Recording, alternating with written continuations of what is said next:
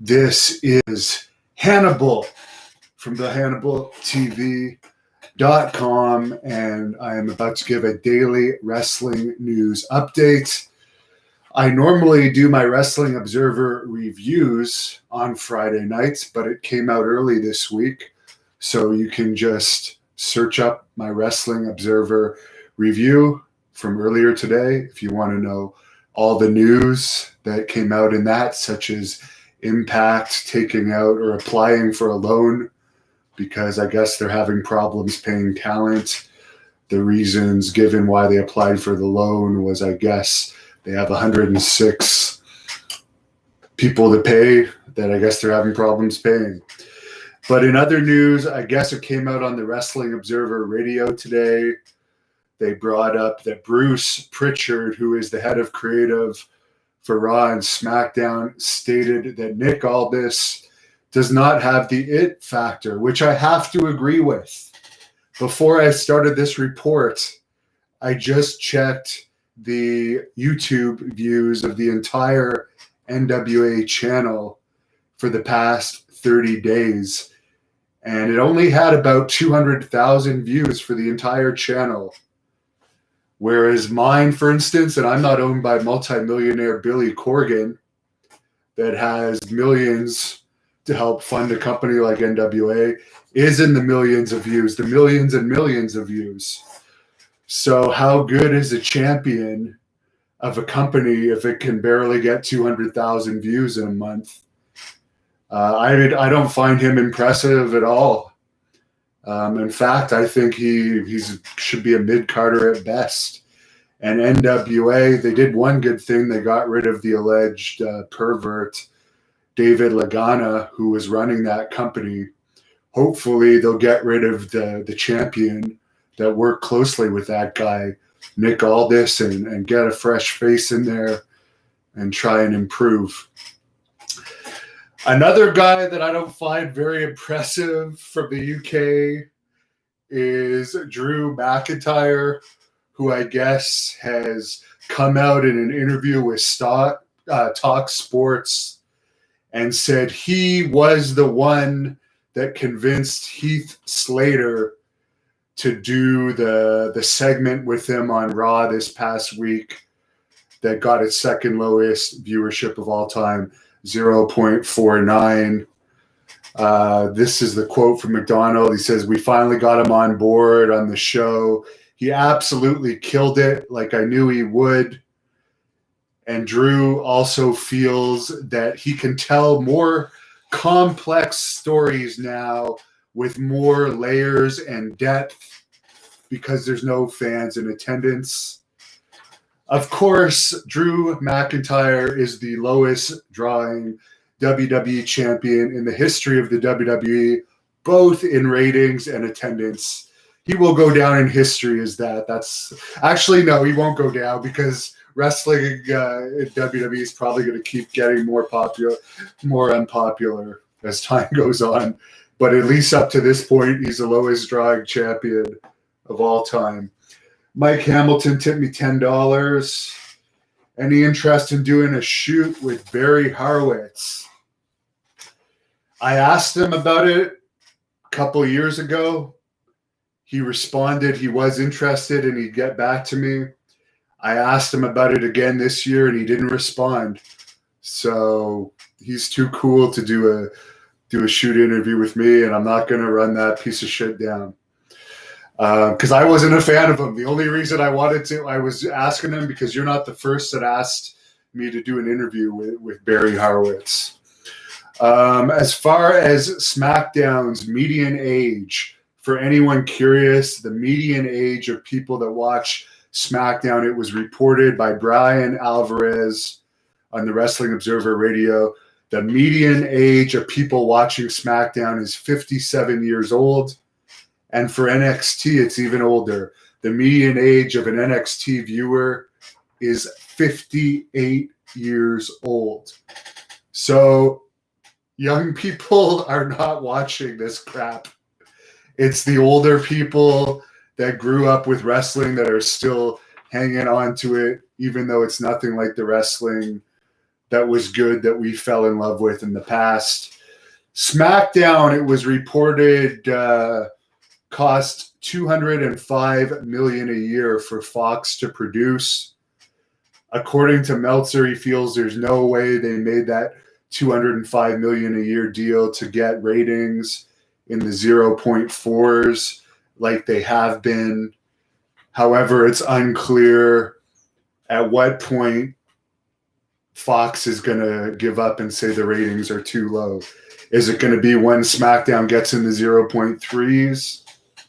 Is it going to be when it gets to the 0.2s where AEW and NXT are now? Who knows? And they were in the 0.2s for their big shows, by the way, Fyter Fest and Great American Bash. They've been in the 0.1s before. So now that they've done their big shows, it'll be interesting to see where the ratings go from there. Sarah Rowe and Ray Rowe. Sarah's 26, Ray's 35, who are Sarah Logan and one of the Viking Raiders, Eric Rowe, I guess. They're having a kid. Ring of Honor has not announced a return date still. The Ascension told WrestleZone they are going to use the tag team name The Awakening on the Indies. Those guys made their money in WWE. I don't know really what their value is going to be on the independent scene. I used to be, I trained with Victor. I think his name was Victor of the Ascension. He was part of the dungeon when I was there. He was a couple of years older than me. I think 3 or 4 years older than me. But he was still training when I was training there. And I remember doing security at a WWE show. Maybe it was in 2016. And I was talking to him before the show. And I remember to him, he was almost complaining to me about the having to wrestle so much in WWE and like the schedule, and he was feeling beat up. You know, I bet you now that he's not with WWE and not getting those big paychecks, he's kind of missing that schedule. Not that they're even doing that schedule anymore. But even like the lower card guys in WWE make a lot of money. But at that time, he looked like he was getting close to having enough. But surprisingly, they kept him around for numerous years later. Al Hirschman says Nick Aldis is very vanilla. Joe Fish says Aldis sucks and is terrible. Meekin-headed freak says Aldis doesn't have the aura of a Harley, Flair, or Rhodes. I agree. And the other thing about Aldis is he's supposed to be a heel. And I recently saw something of him talking about how grateful he is for his NWA family. What is it with all wrestlers calling the promotions they work for families? I've never heard of this. I mean, I work for the city. I'm not working now because my job's closed, but I've had my shoot job for almost 12 years now, and I don't say it's my family. It's a damn job, and it's a lot more secure than any wrestling company out there. Wrestling companies, they'll fire you over or anything. You can be let go the next day, and you are in serious competition with everyone you work with as far as who's going to get the push. So I can't stand wrestlers that call the companies that they work for their families.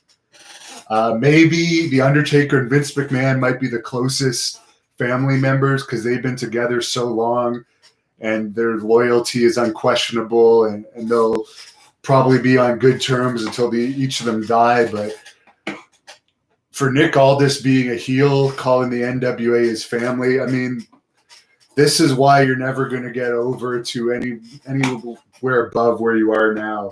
You're at your peak. You're lucky you're at your peak. Yeah, and you don't even get over the NWA title. I've said it a million times. He's the NWA champion, but he doesn't carry the title everywhere to really get it over like the Harley Races and the Flairs did and the Dusty Rhodeses. Jefferson E. White says, you mean Bruce was right about something? Yes. I don't hate Bruce Prichard at all. I really don't. I disagree with some of the stuff he does, but I don't hate him.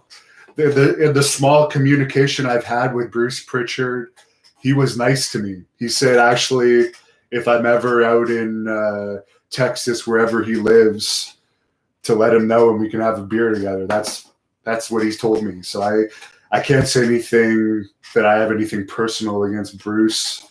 I also like his brother. I've always got along well with Tom. John Johnson says, not impressed with Drew. Good Lord, and Heith Slater's a career jobber. I mean, they're talking about it like they did something special when it was the second lowest rating of all time. And I did an interview with Rudy Gonzalez today, just before I did this update, who is the trainer of Daniel Bryan, many top stars over the years. And he was just talking about how the fans want to believe. The fans do want to believe. They don't want it being shoved in their faces like Drew going on Talk Sports the same week that this thing happened with Heith and saying that he's the one that convinced Heith to do the angle. And it wasn't even a good or successful angle. If it was, the ratings would have done well. But they didn't. And you're now going out saying you're the one that convinced him to do it. So, no, I'm not impressed with him either. Robert Frank, 615, tip me $9.99. In my opinion, who is the most overrated active wrestler today? Kevin Owens is the most overrated active wrestler today, in my opinion.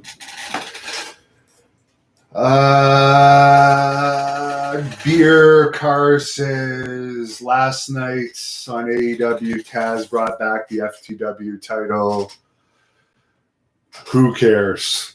Who cares? I mean, I like Brian Cage's look, but every time I see Brian Cage, all I can think about is him jobbing out to Tessa Blanchard.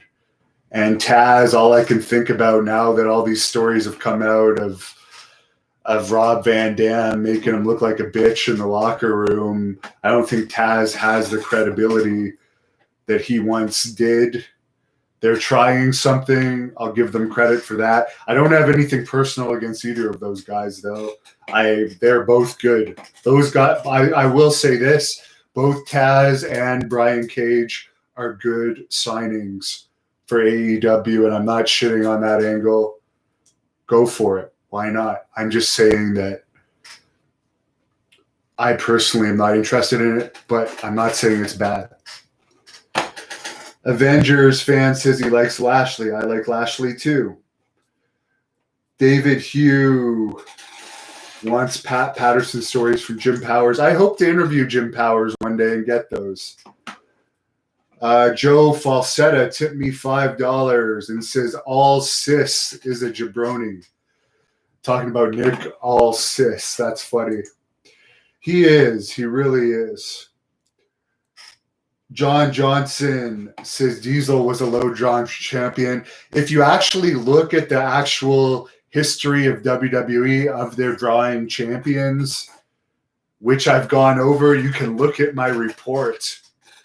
He was not even nowhere near the lowest drawing champion. That's false. Diesel is in probably the top 50% of champions, 100%. You can look. There's a full report on it I read. And Nash was also the highest drawing WCW champion. Those are facts. For average drawing champions on their title reigns, Nash holds the record. For whatever reason, a lot of people hate Nash. He's a nice guy in real life. He's one of the smartest wrestlers out there, too. I have nothing but respect for Nash. Has done great in acting, too. Meekin-headed freak tipped me $10. Says, what do I think of WWE doing that eye for an eye match where they plan on doing a SFX to show a wrestler getting his eye yanked out like in Mortal Kombat? The reason I have not talked about that, obviously I know about it, is because I really try not to be too negative on this channel. You probably don't believe that, but I think that is just silly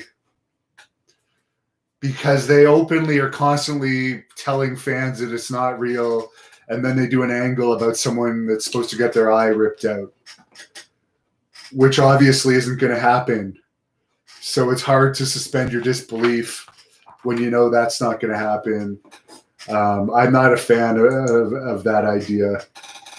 John Falsetta tipped me $5. Says the reason Austin McMahon was huge was because it felt real. If they were taking pictures backstage like we see Jericho and Tyson doing, would have killed the business. I agree. You have to keep some semblance of kayfabe. Nick Aldis, supposed to be this great heel. Everyone keeps telling me he's a great heel. He was on that free Ring of Honor show in Baltimore, a major city, not a major arena, a small arena that featured all the top stars of Ring of Honor and NWA, and it was free. And it was like 60% capacity, according to reports. And yet you guys are going to tell me how great all this is.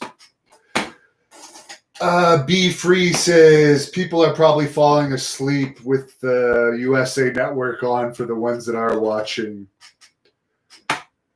Someone is saying WWE is at such a low point. Many of these guys won't be remembered 20 years from now like the guys from 20 years ago are. I agree. I fully agree. Eddie says UFC tomorrow night. That's the real deal, people. They're building up the fights better than WWE's doing, better than any wrestling company's doing. WWE knows how to build a fight. I said this on my Wrestling Observer review last night. One of the key things missing in today's wrestling is the ability to build up a fight. What's his name? Mike Meekin-headed Freak just said they're building up this fight that someone's going to lose an eye. How can you build that up when everyone knows it's not going to happen?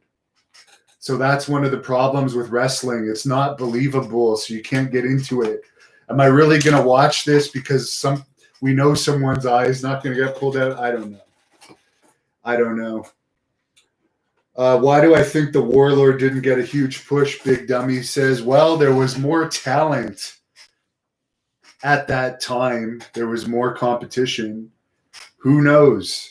That would be that'd be a question for a guy like Bruce Prichard, who was involved in creative at the time that Warlord was with WWE. I couldn't answer you that. He had a good run. I don't know why he didn't have a longer run with Hogan. The interview's up right now on patreon.com/the Hannibal TV. Over 2 hours. It was a great interview. He's a great guy. So, yeah. Dick Brain McGee says Warlord was limited. He was limited, but he was still a monster. Zeus was limited too, but he was in main events. But of course, Zeus was in that No Holds Barred movie. Jimmy Smith says he thinks AEW is good for my channel. It's something to talk about, but if there's no real video of me talking about AEW on this channel that's a multi-$1,000 video, so that's your opinion. My news videos do well on this channel. It's random which ones will take off and do huge. It really depends how fast I am to report the news. And my shoot interview clips, there's some match clips of mine and other great North Wrestling stars that also do well on this channel. But for AEW, There's nothing special about them on my channel. I really think that if the shittier companies go out of business, it would make wrestling more popular because more better companies would rise out of the ashes. But whatever. I personally don't like how AEW portray wrestling, and I think it makes absolutely no difference for my channel whether that company exists or not, because the biggest hit videos on this channel are my interviews with the wrestlers that were famous when wrestling was popular, because those fans still exist. They still watch my channel, but they don't watch the current products. So I'm going to call it an evening at this. I am going to come back later. A bunch of people asked me to rewatch Beyond the Mat and review it, and I am going to do that. I rewatched it, and I'll give you guys my opinion of the Beyond the Mat movie. I hadn't seen it really since I've been in the wrestling business, so it was interesting to rewatch it. So I'll do another interview or do another live video about that later.